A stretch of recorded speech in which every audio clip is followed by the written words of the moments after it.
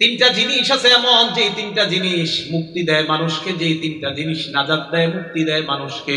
কয়টা জিনিস? তিনটা। ভালো করে মনে রাখবেন। একটা কিতাব আছে আস-সিলসিলাতুস সহিহা, 1802 নম্বর হাদিস।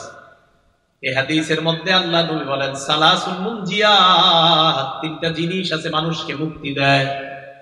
এক নাম্বার তাকওয়াল্লাহি আযজা ওয়া জাল ফিস সিররি ওয়াল আলানিয়া, গোপনে প্রকাশ্যে যেই ব্যক্তি আল্লাহকে ভয় করে ওই ব্যক্তি দুনিয়ার বিপদ আপদ থেকে মুক্তি পেয়ে যায়, আল্লাহ তাকে মুক্তির ব্যবস্থা করে দেয়।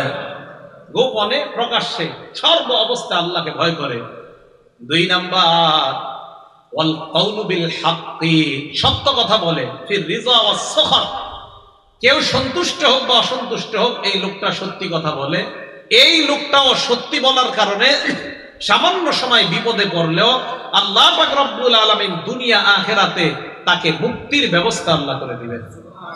তিন নাম্বার ওয়াল কাসদ, যে ব্যক্তি মধ্যম পন্থা অবলম্বন করে সচ্ছলতার সময় এবং দারিদ্রতার সময়, মধ্যম পন্থা যে ব্যক্তি অবলম্বন করে এই ব্যক্তিকেও আল্লাহ পাক রব্বুল আলামিন বিপদের সময় মুক্তির ব্যবস্থা করে দেন।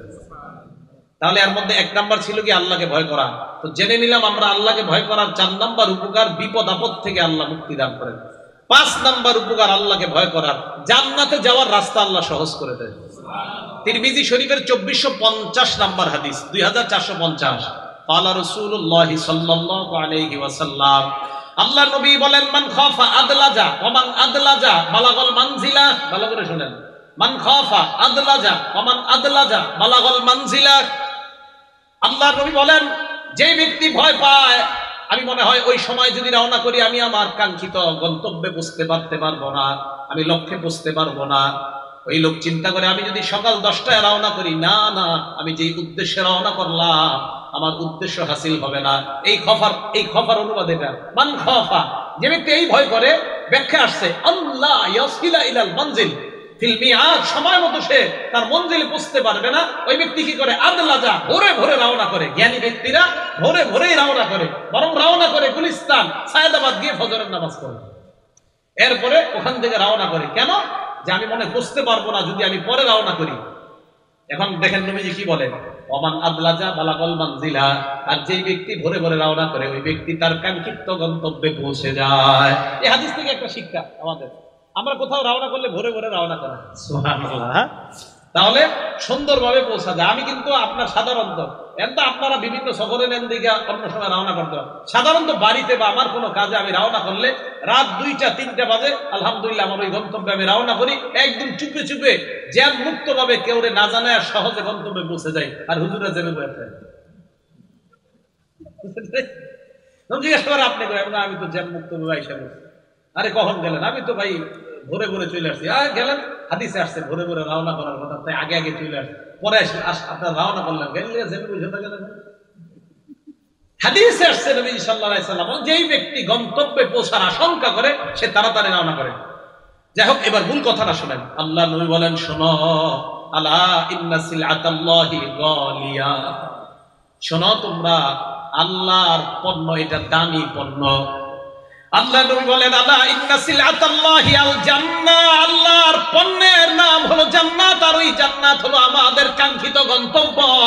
ওই গন্তব্যে যদি পৌঁছতে হয় তাহলে আল্লাহকে যথাযথভাবে ভয় করতে হবে। তাহলে আল্লাহকে যথাযথভাবে যদি ভয় করা যায়, জান্নাতে কাঙ্ক্ষিত গন্তব্যে পৌঁছার রাস্তা সহজ করে দেয় আল্লাহ। তাহলে আমরা জানলাম আল্লাহকে ভয় করার 5টা উপকার। এই 5টা উপকারের মধ্যে একটা হলো জান্নাতে যাওয়ার রাস্তা সহজ হয়ে যায়, বিপদ আপদ থেকে মুক্তি পাওয়া যায়, আরশের ছায়াতলে জায়গা পাওয়া যায়, কিয়ামতের ময়দানে নিরাপত্তা নামা পাওয়া যায়। রব্বানি ছাত্র যারা হবে, 3 নাম্বার বৈশিষ্ট্য আল্লাহকে ভয় করা। 1 নাম্বার পরিপক্ক জ্ঞানের অধিকারী হওয়া, 2 নাম্বার আল্লাহ নবীর আদর্শ নিজের জীবনে ধারণ করা, 3 নাম্বার যেটা বাড়ি ছাত্রের জন্য 3 নাম্বার বৈশিষ্ট্য আল্লাহকে ভয় করা। 4 নাম্বার রব্বানি ছাত্রের বৈশিষ্ট্য সবরু, ধৈর্য ধারণ করা। বলেন কি করা? ধৈর্য 3 প্রকার। বলেন ধৈর্য কয় প্রকার? 1 নাম্বার সবরু আলাল বালাই ওয়াল মুসাইব, বিপদ আপদে ধৈর্য ধারণ করা। 2 নাম্বার সবরু আলাত তাআ, আনুগত্য করতে গিয়ে ধৈর্য ধারণ করা, বিপদ আপদে ধৈর্য বুঝি। 2 নাম্বার আনুগত্য করতে গিয়ে ধৈর্য ধারণ করা। নামাজে আপনি দাঁড়াইলেন, ইবলিস বারবার আপনাকে ধোঁকা দিতে চায়, আপনি ধৈর্যের সাথে ইবলিসের মোকাবেলা করা, এই যে আনুগত্যে ধৈর্য, আনুগত্যে ধৈর্য। ওয়াজে এখন বসে আছেন আপনারা, মাঝখানের 2-1 ইবলিস কয় আরে আর কত গরম লাগতেছে ওডেনতে, শেষে একজন আল্লাহওয়ালা পীর সাহেব আসবেন, তো এখন আব্দুল হাফিজ সাহেব হুজুর আসবেন, তো হুজুর এসে মুনাজাত করবে, কথা বলবে দামি দামি কথা। এখন আপনাদেরকে এই দামি কথা না শোনা ইবলিস মাঝখানে 2-1 বলতেছে এই ওট ওট। তাহলে এই যে পয়সা দিচ্ছেন, ধৈর্যের প্রয়োজন আছে না নাই? হ্যাঁ, এটা আনুগত্যের ধৈর্য। 2 নাম্বার সবরু আলা তাআ, আনুগত্যে ধৈর্যশীল হওয়া। 3 নাম্বার সবরু আলাল মাসিয়া অথবা সবরু আলাল ইজতিনাবি আনিল মাসিয়া, গুনাহ থেকে বেঁচে থাকার জন্য ধৈর্য ধারণ করা। গুনাহ থেকে বাঁচানোর কিন্তু বহুত ধৈর্যের প্রয়োজন।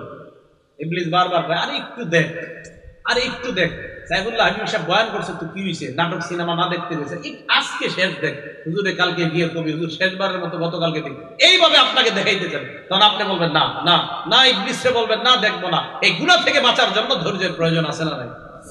এই হলো 3টা ধৈর্য, 3 প্রকার। 1 নাম্বার বিপদে ধৈর্য ধারণ করা, 2 আনুগত্য করার ক্ষেত্রে ধৈর্য ধারণ করা, 3 নাম্বার গুনাহ থেকে বাঁচার জন্য ধৈর্য ধারণ করা।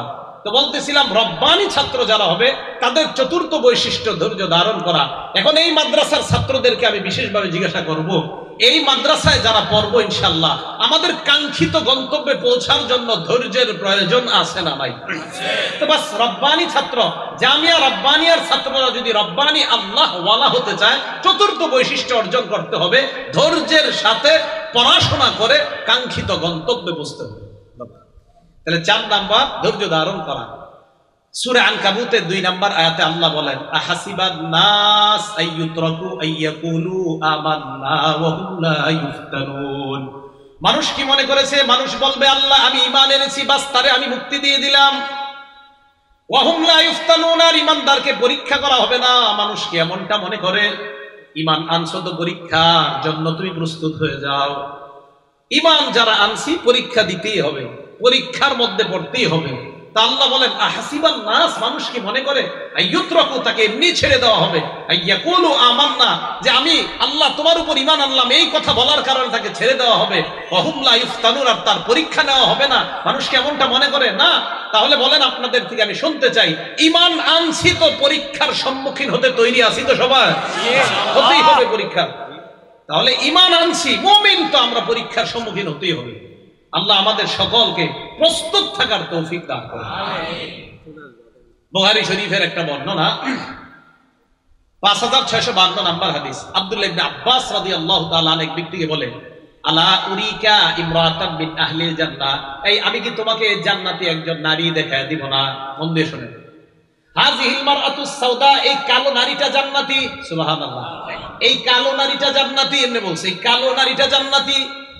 আতাতিন নবী সাল্লাল্লাহু আলাইহি ওয়াসাল্লাম, এই কালো নারীটা আল্লাহর নবীর কাছে আসছে, আসার পর কয় ইয়া রাসূলুল্লাহ ইন্নী উসরাউ ওয়া আতাকাশশাফু, ইয়া রাসূলুল্লাহ আমার মাঝে মাঝে মৃগী রোগ হয়। মৃগী রোগ চিনেন না আপনারা? মৃগী রোগের কারণে আমার শরীরের সতর খুলে যায়। ইয়া রাসূলুল্লাহ ফাদউল্লাহ লি, আপনি আল্লাহর কাছে আমার জন্য দোয়া করেন। আল্লাহ নবী তাকে 2টা অপশন দিলেন।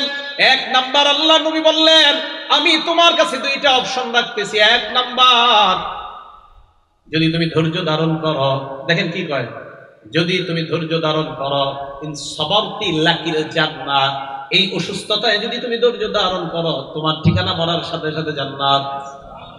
আরেকটা অপশন হলো দাউতুল্লাহ, আমি আল্লাহর কাছে তোমার জন্য দোয়া করি আইয়ু আফিয়াকি, আল্লাহ যেন তোমাকে সুস্থ করে দেয়, এই দোয়া করি। ওই মহিলা কয় ইয়া রাসূলুল্লাহ আমি অসুস্থতা চাই না, এই অসুস্থতা নিয়েই আমি ধৈর্য ধারণ করে আল্লাহর জান্নাতি হতে চাই। হুজুর আমি জান্নাতি হতে চাই। আমি চিন্তা করি মাঝে মাঝে এরা কেমন ধৈর্যশীল ছিল। হুজুর আমি মনে পারতাম না। চিন্তা করেন আপনি, নারী কইতেছে না মৃগী রোগ, কত বড় ভয়ঙ্কর রোগ। কয় না হুজুর আমি তাহলে আমি জান্নাতে যাবো, আমি ধৈর্য ধারণ করি। কি আজীব কথা। আমি জান্নাতে যাবো হুজুর, আমি ধৈর্য ধারণ করতে রাজি আছি। পরে ওই নারী বলতেছি ইয়া রাসূলুল্লাহ আমার তো সতর খুলে যায়, আল্লাহর কাছে শুধু এতটুকু দোয়া করেন আমার সতরটা যেন খুলে না যায়। ফাদা লাহা, নবীজি সাল্লাল্লাহু আলাইহি সাল্লাম এতটুকু অংশের জন্য বললেন আল্লাহ ওই রোগের দ্বারা তুমি তাকে জান্নাত দিও, আর আর তার এই যে সতর খুলে যায়, আল্লাহ আমি তোমার কাছে দোয়া করতেছি তার এই অবস্থাটা থেকে আপনি তাকে হেফাজত করেন। নারীকে নবী অপশন দিলেন, তুমি এই অসুস্থতায় ধৈর্য ধারণ করলেন, লাকি জান্নাত। জান্নাত। আমি অবাক হয়ে গেলাম, এই নারী কয় হুজুর আমি ধৈর্য ধারণ করবো, আমি জান্নাত চাই। তাহলে ধৈর্য ধারণ করলে জান্নাত পাওয়া যায়। রব্বানী ছাত্র যারা হবে তাদের চতুর্থ বৈশিষ্ট্য, তারা ধৈর্যশীল হবে। তারা কি হবে? ধৈর্যশীল হবে রব্বানী ছাত্ররা। 5 নাম্বার বৈশিষ্ট্য, আসল কথাটা মন দিয়ে শোনেন। রব্বানী ছাত্র যারা হবে, আল আমালু বিল ইলমি, যা জানছে ওই জানা অনুযায়ী আমল করবে, তারাই হবে প্রকৃত আল্লাহওয়ালা ছাত্র। এই মাদ্রাসায় যা জানলাম, এই যে আজকে ওয়াজে আসলেন, যা জানলেন জানার পর আমল করা। যেমন আজকে আপনাদেরকে আমি অনেক কিছু শিখাইলাম, এর মধ্যে একটা শিখাইলাম, নবী একটা দস্তরখান বিছাইছে, এই দস্তরখানের মধ্যে খাবার। এই দস্তরখানটা কোথায়? জান্নাতের খাবার। জান্নাতটা হলো ঘর। নবী দাওয়াত দিছে আমাদেরকে, নবী নাই, নবীর ওয়ারিস আলেমরা দাওয়াত দিতেছে। দাওয়াতে যারা সাড়া দিবেন তাহলে ওই দস্তরখানের খাবার খাইতে পারবেন। শেষে ব্যাখ্যা দিয়ে দিছে, যারা এই ডাকে সাড়া দিবে তারাই মূলত নবীর অনুসারী হবে, তারা আল্লাহর অনুসারী হবে। যারা ডাকে সাড়া দিবে না তারা নবীর নাফরমান হবে, তারা আল্লাহর নাফরমান হবে। এই যে শিক্ষাটা আমরা শিখলাম, শিখার পর এটা আমরা নিজের আমল করব। হ্যাঁ, ওই দস্তরখানের খাবার আমি খেতে চাই, আমরা খেতে চাই, এই জন্য নবীর প্রকৃত অনুসরণ করতে হবে। এই শিক্ষা আমরা জানলাম। আল্লাহ আমাদেরকে আমল করার তৌফিক দান করেন। 5 নাম্বার, আল আমালু বিল ইলমি, যা জানলাম ওই অনুযায়ী আমল করবে আল্লাহওয়ালা ছাত্রের, এটা 5 নাম্বার বৈশিষ্ট্য। এই ব্যাপারে আপনাদেরকে একটা হাদিস শোনাই, তিরমিজি শরীফের 2417 নাম্বার হাদিস। ক্বালা রাসূলুল্লাহ সাল্লাল্লাহু আলাইহি ওয়াসাল্লাম, আল্লাহ নবী বলেন, লা তাজুলু কদামা আবদিন হাত্তা ইসআলা আন উমরিহি ফিমা আফনা ওয়া আন ইলমিহি ফিমা ফাআলা ওয়া আন মালিহি মিন আইনা ইকতাসাবা ফিমা আনফাকা ওয়া আন জিসমিহি ফিমা আবলা। 4টা প্রশ্নের উত্তর না দেওয়ার আগে আদম সন্তানের 2 পা সামনে নড়বে না। কিয়ামতের ময়দানে আদম সন্তান কোন বান্দার 2 পা একটু নড়বে না 4টা প্রশ্ন না দেওয়া ছাড়া। 1 নাম্বার, আন উমরিহি ফিমা আফনা, জীবন সম্পর্কে জিজ্ঞাসা করা হবে, জীবন কোন কাজে ব্যয় করেছ। 2 নাম্বার, আন ইলমিহি ফিমা ফাআলা, ইলম সম্পর্কে জিজ্ঞাসা করা হবে, ইলম কি কাজে লাগাইছো। 3 নাম্বার জিজ্ঞাসা করা হবে, ওয়ান মালিহি বিন আইনা ইকতাসাবা ফিমা আনফাকা, তোমার সম্পদ কোত্থেকে কামাই করেছো, কোথায় খরচ করেছো। হালাল পথে কামাই করেছো, হালাল খাতে ব্যয় করেছো কিনা, হালাল পথে কামাই করেছো কিনা, হালাল পথে উপার্জন করেছো কিনা, হালাল খাতে ব্যয় করেছো কিনা, প্রশ্ন হবে 3 নাম্বার। 4 নাম্বার, ওয়ান জিসমিহি ফিমা আবলা, শরীর সম্পর্কে জিজ্ঞাসা করা হবে, এই শরীর কোথায় ধ্বংস করেছো। রাতে দরজা লাগিয়ে মা বাবার আড়ালে তুমি তোমার জীবনের যৌবনের উপর কোন অত্যাচার চালিয়েছে কিনা, কিয়ামতের ময়দানে আল্লাহর কাছে জবাবদিহিতা করতে হবে। জিসমিহি ফিমা আবলা, জীবন শরীর ধ্বংস করেছে কিনা কোন সন্তান, এটার জবাবদিহিতা আল্লাহর কাছে করতে হবে। তাহলে 2 নাম্বার ইলম, এলেমের প্রশ্ন করা হবে, এই এলেম অনুযায়ী আমল করছো কিনা। রব্বানী ছাত্র, আল্লাহওয়ালা ছাত্রের 5 নাম্বার বৈশিষ্ট্য এলেম অনুযায়ী আমল করা। তাহলে আমি আবার সংক্ষেপে বলি, 1 নাম্বার আল্লাহওয়ালা ছাত্রের বৈশিষ্ট্য পরিপক্ক আলেম হওয়া, আর এটার ব্যাখ্যা দিছিলাম। 2 নাম্বার বৈশিষ্ট্য নবীর সুন্নাহকে আঁকড়ে ধরা। 3 নাম্বার বৈশিষ্ট্য আল্লাহকে ভয় করা, আল্লাহরে ভয় করার 5 উপকারিতা আলোচনা করেছি। 4 নাম্বার বৈশিষ্ট্য আল্লাহওয়ালা ছাত্রের ধৈর্য ধারণ করা, এটা 3 প্রকার ব্যাখ্যা করলাম। 5 নাম্বার বৈশিষ্ট্য যে আল্লাহওয়ালা ছাত্র হবে, তার 5ম বৈশিষ্ট্য হলো এলেম অনুযায়ী আমল করা। এই 5 বৈশিষ্ট্যে গুণান্বিত হয়ে সকলকে আল্লাহ রব্বানী ছাত্র হওয়ার তৌফিক দান করেন, সকলে বলেন আমিন। এই গেল মাদ্রাসার প্রথম অংশের ওয়াজ। মাদ্রাসার নাম কি? জামিয়া রব্বানিয়া, এটা হলো প্রথম অংশ। এবার হলো দারুস সুফা, দ্বিতীয় অংশের ওয়াজ। কোন অংশ? দ্বিতীয় অংশ। এটা গেল জামিয়া রব্বানিয়ার ওয়াজ। তাহলে দারুস সুফা তো বাকি রয়ে গেল।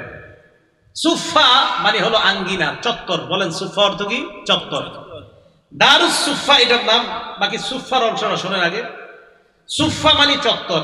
আল্লাহ রাসূল সাল্লাল্লাহু আলাইহি সাল্লামের মসজিদে নববীর একটা কোনা, একটা চত্বরের মধ্যে 70-80 জন সাহাবা এরা বসে থাকতো। নবীজির থেকে ওনারা কোরআন সুন্নাহ শিক্ষা গ্রহণ করতেন, নবীজির ছাত্র ছিলেন। তারাই হলো ইসলামের ইতিহাসে প্রথম আবাসিক ছাত্র। সুবহানাল্লাহ। কি ছাত্র? আবাসিক। হ্যাঁ, আবাসিক ছাত্র। এদেরকে ইতিহাসে বলা হয় আসহাবুস সুফা। এবার দেখেন, আসহাব মানে ওয়ালা, সুফা মানে চত্বর, তাহলে আসহাবু সুফা মানে চত্বরওয়ালা, চত্বরের অধিবাসী। তো আসহাবু সুফা মানে নবীজির মসজিদের ওই চত্বরে যে সাহাবারা বসে বসে কোরআন হাদিস শিখতেন তাদেরকে বলা হয় আসহাবু সুফা, মানে চত্বরের অধিবাসী, চত্বরের সাহাবা। সুবহানাল্লাহ। এই মাদ্রাসার নাম দারুস সুফা।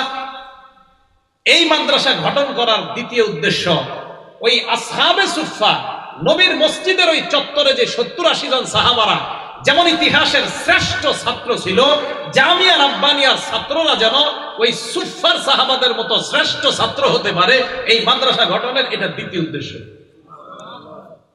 তাহলে সুফা ওই চত্বরে যে ছাত্র ছিল তাদের মতো এই মাদ্রাসার ছাত্ররা হওয়ার চেষ্টা করতে হবে।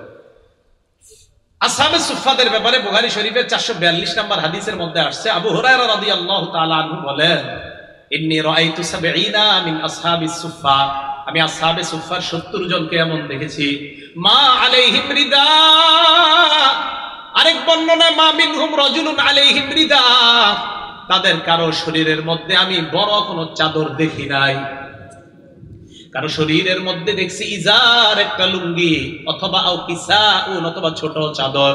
দেখেন কি কয় আবু হুরায়রা বলেন, আমি তাকায় দেখলাম রাবাতুহু ফি আনাকিহিম, এই লুঙ্গি আর চাদর গলার মধ্যে পেঁচাইছে, গলায় লুঙ্গি চাদর গলায় পেঁচানোর পর তাকায় দেখলাম তাদের কারো লুঙ্গি, কারো চাদর হাঁটু পর্যন্ত, কারো আর একটু নিচ পর্যন্ত যায়, এটাই তাদের পোশাক, এটাই তাদের পোশাক। দেখছেন, এই জন্য আল্লাহ তাদেরকে কি কবুল করছে। তা আবু হুরায়রা রাদিয়াল্লাহু আনহু আরেকটা হাদিস মনে পড়ে গেছে, তিরমিজি শরীফের 2368 নম্বর হাদিস, আন্না রাসূলুল্লাহ সাল্লাল্লাহু আলাইহি ওয়াসাল্লাম সাল্লা বিন নাস, নবীজি সাহাবাদেরকে নিয়ে নামাজে দাঁড়াইতেন, আমরা তাকায় দেখতাম ওই নামাজের মধ্যে ইয়াখিরু রিজাল মিন মাকামাতিহি, কোন কোন সাহাবা দাঁড়ানো থেকে পড়ে যায়, দাঁড়ানো থেকে পড়ে যায়। জানুনি কেন? ক্ষুধার যন্ত্রণায়। কিসের যন্ত্রণায়? ক্ষুধা। আমরা কত আরামে, কত সুন্দর এই আরামের মধ্যে শিক্ষার পরিবেশ যে আল্লাহ করে দিছে, সকলে বলেন আলহামদুলিল্লাহ। তাদের ত্যাগের কারণে আজকে আমরা এই আরামে শিক্ষা গ্রহণ করতে পারতেছি, তাদের ত্যাগের কারণে মসজিদে এসির মধ্যে আমরা নামাজ পড়তেছি, এটা তাদের ত্যাগ, নিঃসন্দেহে, কোনো সন্দেহ নাই। এজন্য একদল ত্যাগী মানুষের মাধ্যমে ভবিষ্যৎ প্রজন্ম এগিয়ে যেতে পারে। আমি রাব্বানিয়ার উস্তাদরা আছে এখানে, ছাত্ররাও আছেন এখানে, এই রাব্বানিয়ার উস্তাদ ছাত্র আপনারা প্রাথমিক এখন এই মাদ্রাসায়, আপনাদের মাধ্যমেই, আপনাদের ত্যাগের কারণে এই মাদ্রাসাটা ইনশাআল্লাহ অনেক দূর এগিয়ে যাবে। একদল ত্যাগী হতে হয়, একদল ত্যাগ করতে হয়, তাদের এই ত্যাগটা পরবর্তী প্রজন্ম ভোগ করে। মাগি ভোগ করার অর্থ এই না আপনারা কিছু বানবেন, না না, ওই সব আপনারা সদকায়ে জারিয়া হিসাবে আপনাদের আমলনামায় প্রতিটা মুহূর্তে আল্লাহ পাক রব্বুল আলামিন এটা পৌঁছায় দেন। সুবহানাল্লাহ। একদল ত্যাগ করতে হয়। তা আসহাবে সুফার মধ্যে যারা 70 জন বা 80 জন খুব কষ্ট করে এইভাবে চলাফেরা করে, এই আসহাবে সুফার শ্রেষ্ঠ একজন ছাত্রের নাম আবু হুরায়রা রাদিয়াল্লাহু তাআলা। কি নাম বলেন তো? আবু হুরায়রা রাদিয়াল্লাহু তাআলা। এই আবু হুরায়রা রাদিয়াল্লাহু তাআলা ক্ষুধার যন্ত্রণায় মসজিদে যখন বসে থাকতো, এক বর্ণনা আসছে মানুষ দেখে বলতো এটা পাগল, পাগল, মানে ক্ষুধার কারণে যে ছটফট করতো, আপনার জমিনে শুয়ে যাইতো, ছটফট করতো, কিন্তু এটা পাগল, পাগল। আপনি চিন্তা করেন, নামাজে দাঁড়ায় রয়েছে, নামাজ থেকে পড়ে যাওয়া ক্ষুধার কারণে, কত ক্ষুধা। তো তাদের একজন ছাত্র, শ্রেষ্ঠ ছাত্রের নাম আবু হুরায়রা, মসজিদে বসে রয়েছে। নবীজি সামনে আসলেন, আসার পর আবু হুরায়রা কি ব্যাপার? আবু হুরায়রা রাদিয়াল্লাহু তাআলা আন জবাব দেয়, ইয়া রাসূলুল্লাহ সামি'তু মিনকা হাদিসান কাসীরা ফাআনসা। বুখারী শরীফের 119 নম্বর হাদিস। ইয়া রাসূলুল্লাহ, আমি আপনার কাছ থেকে অনেক হাদিস শুনি, কিন্তু হাদিসগুলো আমি মুখস্থ রাখতে পারি না, মনে রাখতে পারি না। আল্লাহ নবী কয়, তাই নাকি? কয় হ্যাঁ। নবীজি বলে, আবু হুরায়রা উবসুত রিদাক, তুমি তোমার চাদরটা বিছায়া দাও। আমাদেরকে যদি স্বপ্নে ঈশা নবী একবার এরকম চাদর বিছায়া দিতেন। আবু হুরায়রাকে বললেন চাদরটা বিছাও। আবু হুরায়রা বলেন ফাবাসাতহু, আমি আমার চাদর বিছাইলাম। চাদর বিছানোর পর তাকায় দেখলাম গরফা বিয়াদাইহি, আল্লাহ নবী কি যেন এইভাবে চাদরের মধ্যে ঢেলে দিচ্ছে, হাতে কিছু নাই, হাতে কিছু নাই। ঢেলে দেওয়ার পর আল্লাহ নবী বললেন, আবু হুরায়রা আযুম্মু, এটা এবার তুমি তোমার বুকের সাথে মিশাও। আবু হুরায়রা বলেন, জমানতুহু, আমি ওই চাদরটা আমার বুকের সাথে এইভাবে আমি মিশাইলাম। আবু হুরায়রা বলেন, আল্লাহর কসম ওই দিনের পর থেকে ফামা নাসিতু বাদাহু শাইআ, ওই চাদর বুকের সাথে মিশানোর পর আমি যা শুনি আর কখনো ভুলি না, যা শুনি আর কখনো ভুলি না। আচ্ছা, কি এই মাদ্রাসার এই ছাত্রদের এমন ছাত্র হওয়া দরকার আছে না নাই? আমাদের সাইফুল্লাহ হাবিবি সাহেব হুজুর আমার গতকালকে বলছে, আমার বলছে, উনি ওনার উদ্দেশ্য ব্যক্ত করছে। তো বললেন যে উদ্দেশ্য হলো এই মাদ্রাসার নামকরণের দুটি উদ্দেশ্য। এক, এখানে ছাত্ররা যেন রব্বানি আল্লাহ ওয়ালা ছাত্র হয়, এটা হলো এক নাম্বার উদ্দেশ্য। দুই নাম্বার উদ্দেশ্য হলো এখানে ছাত্রগুলা যেন ওই সুফা আসহাবে সুফা নববীর মসজিদে নববীর চত্বরে যে ছাত্ররা ছিল তাদের মতো যেন হুজুর এই জায়গায় এক একটা ছাত্র তৈরি হয়। এটা হলো এই মাদ্রাসার নামকরণের দুটি উদ্দেশ্য। এখন আপনাদের কাছে জানতে চাই, এই যে মাদ্রাসা নামকরণের দুটি উদ্দেশ্য, এই দুটি উদ্দেশ্য বাস্তবায়ন করতে আমাদের যদি মাঝে মাঝে উনি আমাদেরকে ডাকে, কোনো কারণে আমাদেরকে ডাকে, দোয়ার প্রয়োজন হয়, পরামর্শ দেওয়ার প্রয়োজন হয়, যে কোনো ভাবে আমাদেরকে ডাকলে আমরা ইনশাআল্লাহ তার আহ্বানে সাড়া দিতে তৈরি আছি ইনশাআল্লাহ। আসহাবে সুফফার যে ছাত্ররা পড়াশোনা করত তাদের জন্য কিন্তু আরেক দল মানুষ কাজ করত বাহিরে গিয়ে, জানেন? এরা পড়াশোনা করত, আরেক দল গিয়ে কাজ করত, তারা বিভিন্ন জিনিস সংগ্রহ করে আনতো, আর আসহাবে সুফফার ছাত্ররা লেখাপড়া করত। এজন্য আমি আপনাদের কাছে আবদার করে যাব, ওনার এই মাদ্রাসা তো ওনার না, উনি প্রতিষ্ঠা করছে, উনি মরে যাবে, কালকে চলে যাবে, পরের দিন চলে যাবে, একদিন চলে যাবে, আরেকজন এখানে দায়িত্বে আসবে, উনিও চলে যাবে, আরেকজন আসবে। তবে মনে রাখবেন, দ্বীনি প্রতিষ্ঠান কখনো থেমে থাকবে না, এটার জয়রথ সামনের দিকে চলবেই। মানুষগুলা চলে যাবে, প্রতিষ্ঠানগুলা চলে যাবে না। তাই এই প্রতিষ্ঠানের দেখাশোনার দায়িত্ব কাদের বলেন তো? আমাদের জোরেও নেই। কাদের বলেন? এই মসজিদ মাদ্রাসা এগুলা দেখাশোনার দায়িত্ব কাদের? আমাদের। ইনশাআল্লাহ মহব্বত করবো তো ইনশাআল্লাহ। তাহলে জামিয়া রব্বানিয়া আল্লাহ ওয়ালা ছাত্র হবে এখানে, আর আসহাবে সুফফার মতো ছাত্র যেন এখান থেকে তৈরি হয়, এই চেষ্টা, এই প্রচেষ্টা মাদ্রাসার উস্তাদ ছাত্ররা যেন করতে পারে, আমরা এলাকাবাসীরা যেন দোয়া করতে পারি, আল্লাহ আমাদেরকে তৌফিক দান করেন।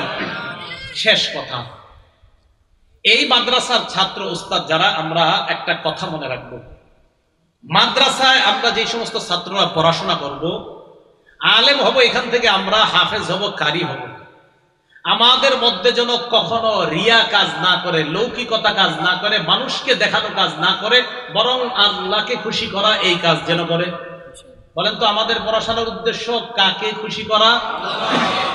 তিরমিজি শরীফের 2383 নম্বর হাদিস। এই হাদিসের মধ্যে রাসূল আকরাম সাল্লাল্লাহু আলাইহি সাল্লাম সাহাবাদেরকে বললেন, তাআওয়াযু বিল্লাহি মিন হুব্বিল হুজন, তোমরা হুব্বুল হুজুন থেকে বাঁচো, তোমরা হুব্বুল হুজুন থেকে আল্লাহর কাছে পানাহ চাও। বলেন হুব্বুল হুজুন, বলেন আবার বলেন হুব্বুল হুজুন। সাহাবাদেরকে নবীজি বললেন, তোমরা হুব্বুল হুজুন থেকে আল্লাহর কাছে পানাহ চাও।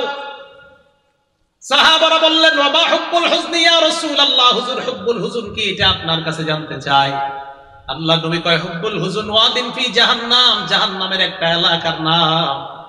তাতাআওয়াযু মিনহু জাহান্নামু কুল্লা ইয়াউমিন মিআতা মাররা, জাহান্নাম ওই এলাকা থেকে 2 দিন আল্লাহর কাছে 100 বার পানাহ চায়। হুব্বুল হুজুন জাহান্নামের একটা এলাকার নাম, জাহান্নামের এলাকা, জাহান্নাম আল্লাহর কাছে 100 বার পানাহ চায়। আল্লাহ ওই হুব্বুল হুজুন থেকে আমি পানাহ চাই, আমি পানাহ চাই, ওর এলাকা থেকে ও পানাহ চায় আল্লাহর কাছে। সাহাবারা প্রশ্ন করলেন, ওমাইয়াল খুলুহু ইয়া রাসূলুল্লাহ, এই জাহান্নামের মধ্যে কারা প্রবেশ করবে? নবীজি জবাব দিলেন, আল কুররা আল মুরাউনা বিআমালিহিম, কারি সাহেবরা, হাফেজরা, আলেমরা, যারা দেখানোর জন্য আমল করে, তারা এখানে প্রবেশ করবে হুব্বুল হুজুন নামক জাহান্নামে, হুব্বুল হুজুন নামক এলাকায়। তাহলে হুব্বুল হুজুনে যেন আমাদের প্রবেশ করতে না হয়, রিয়া মুক্ত আমল যেন আমরা করতে পারি, আল্লাহ তৌফিক দান করেন। তাহলে রব্বানি ছাত্র, রব্বানি আলেম হওয়ার গুণ কয়টা বললাম বলেন তো? 5টা। ভুলে গেছে সবাই? রব্বানি ছাত্র হওয়ার গুণ কয়টা? 5টা।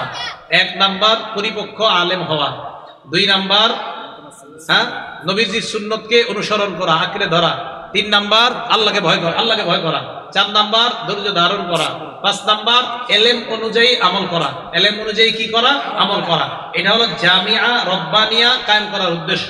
দ্বিতীয় দারুস সুফা, দারুস সুফা, এই মাদ্রাসার নাম দারুস সুফা রাখার উদ্দেশ্য আসহাবে সুফা তথা মুহাম্মদ সাল্লাল্লাহু আলাইহি ওয়াসাল্লামের মসজিদে নববীর আবাসিক যে মাদ্রাসার ছাত্ররা ছিল, এদের মতো যেন এই মাদ্রাসার ছাত্র গড়ে উঠতে পারে, এই লক্ষ্যে এই মাদ্রাসার নামটি এত সুন্দর রাখা হয়েছে। আমরা আল্লাহর কাছে দোয়া করব এই মাদ্রাসাটা যেন আল্লাহ কবুল করে নেয়, মাদ্রাসার আসাতিজা, মাদ্রাসার তুল্লাব সকলকে যেন আল্লাহ কবুল করে নেয়। সর্বশেষ আবেদন, আব্দুল হাফিজ সাহেব হুজুর, পীর সাহেব হুজুর, শেখুল হাদিস আল্লামা আব্দুল হাফিজ সাহেব হুজুর আসবে, আসার পর আপনাদের সামনে কথা বলবে, আমরা কেউ উঠবো না।